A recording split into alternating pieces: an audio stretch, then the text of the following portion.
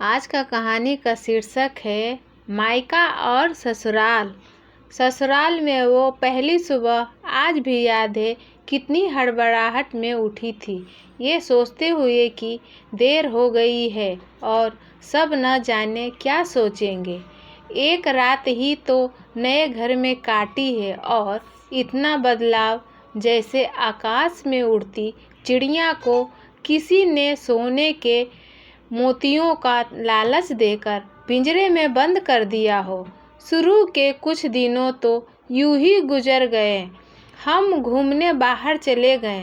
जब वापस आए तो सासू माँ की आंखों में खुशी तो थी, लेकिन बस अपने बेटे के लिए ही दिखी।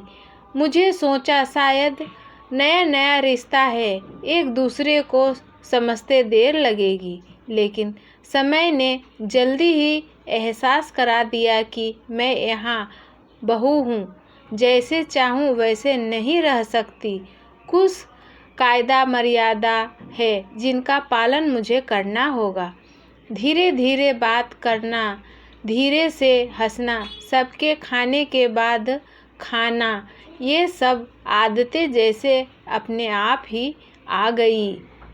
घर में माँ से भी कभी कभी ही बात होती थी।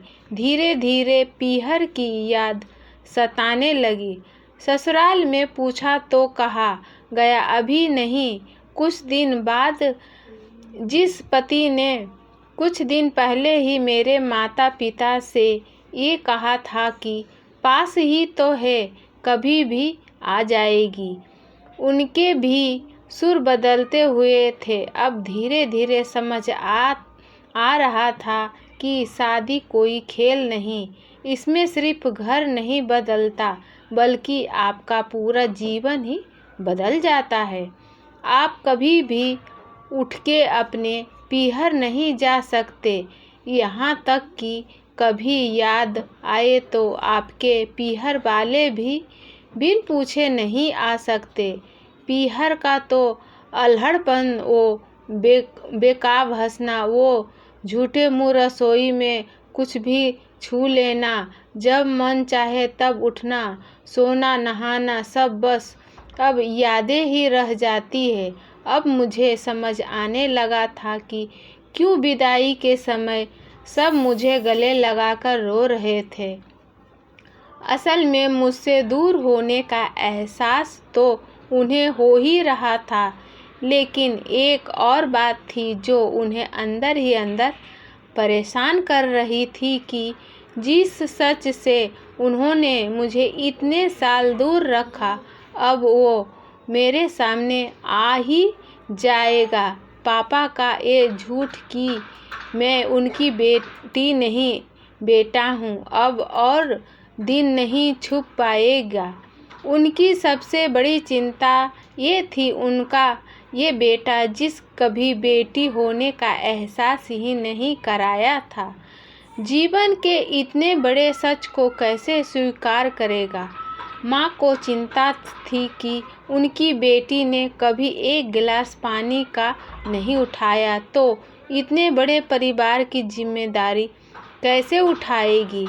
सब इस विदाई और मेरे पराये होने का मर्म जानते थे, सिवाय मेरे।